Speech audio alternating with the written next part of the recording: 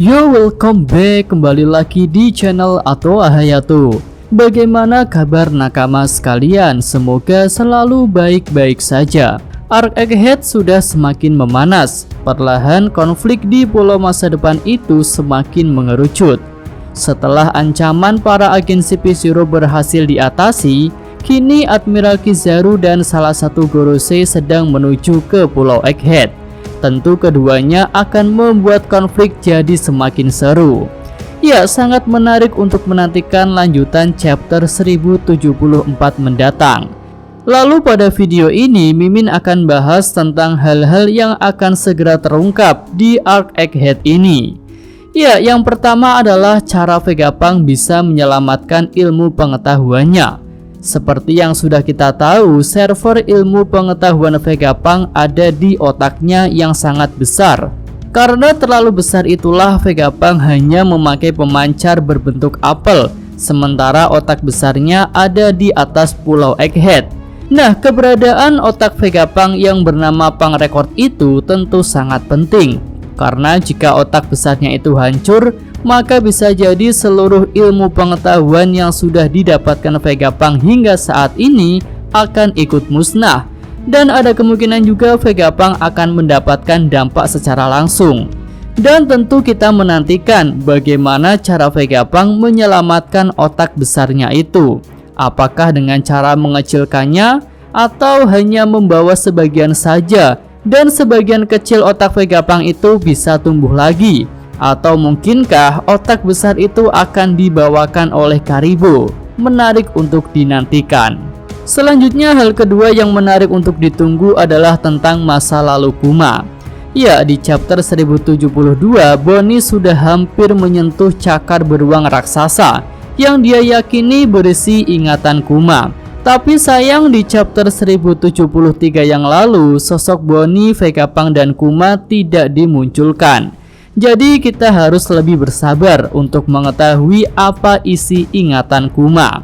Masa lalu Kuma sendiri memang sangatlah misterius. Menurut cerita yang didengar oleh Jinbe, Kuma dikenal sebagai raja yang kejam hingga dia menjadi seorang bajak laut.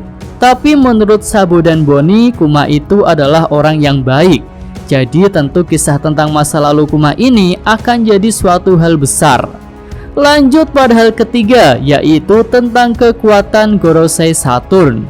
Ya, untuk kekuatan Gorosei sebenarnya masih ada perdebatan di kalangan fans. Ada yang berpendapat Gorosei itu hanya kakek-kakek lemah, dan ada yang berpendapat jika para Gorosei itu adalah orang-orang kuat yang bahkan bisa sekuat Yonko.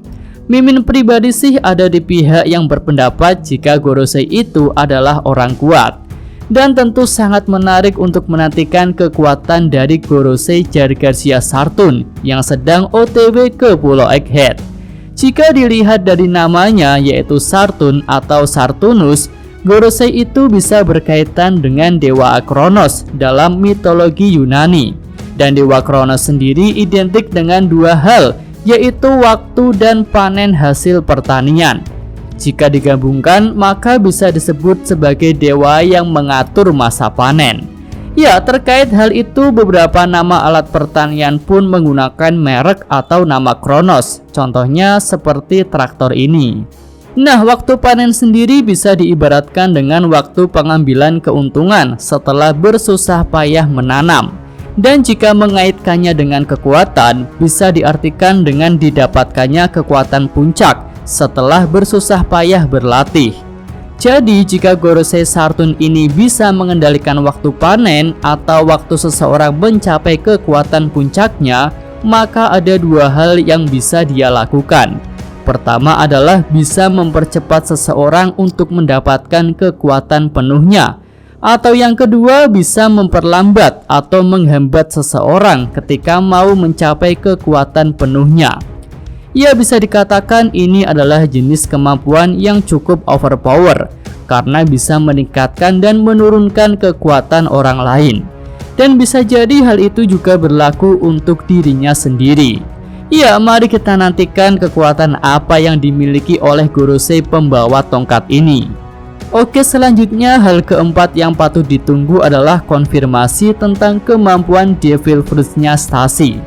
Jika diperhatikan, chapter 1072 dan chapter 1073 membicarakan sosok CP0 perempuan ini. Chapter 1072 adalah chapter di mana Stacy menyerang Kaku dan menunjukkan wujud bersayapnya.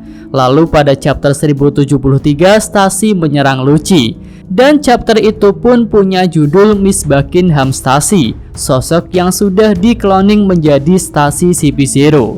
Tapi sayangnya di chapter lalu kita belum mendapatkan konfirmasi mengenai jenis kemampuan dari Stacy ini. Apakah itu benar merupakan kemampuan Devil Fruits ataukah murni kemampuan manusia buatan? Ya, semoga saja kita segera mendapatkan konfirmasinya. Oke, lanjut, yang kelima adalah tentang sepak terjang Karibo. Nah, mungkin beberapa dari kita sudah melupakan manusia lumpur ini, ya karena memang sudah lama dia tidak muncul. Terakhir muncul Karibo sudah diusir oleh Zoro, karena sesuai perjanjian setelah keluar dari Wano Karibo akan turun. Tapi saat ini Karibo terlihat kesal karena dia dipaksa turun di pulaunya pemerintah dunia. Lalu setelah momen itu Karibo tidak muncul lagi. Ya, ada sih yang berpendapat bahwa Karibo lah yang telah membuat sistem keamanan Vegapunk jadi error sehingga para CP0 bisa masuk, tapi itu belum terkonfirmasi. Nah, tentu kita masih ingat ya bahwa Karibo punya seorang bos yang akan senang jika dirinya mendapatkan informasi tentang senjata kuno dari Karibo. Hingga saat ini kita belum tahu siapa bos dari Karibo itu. Jadi semoga saja identitas bos Karibo akan segera terungkap di Arc Egghead ini.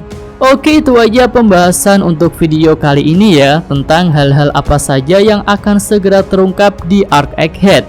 Jika nakama sekalian punya pendapat lain, silahkan bisa tulis di kolom komentar. Yosa, Mimin, atau Hayato, terima kasih. Ya, sampai di sini aja video kali ini. Semoga nakama sekalian menyukainya. Terima kasih udah nonton. Jangan lupa kasih like-nya dan subscribe channel Atwa Hayato. Yo!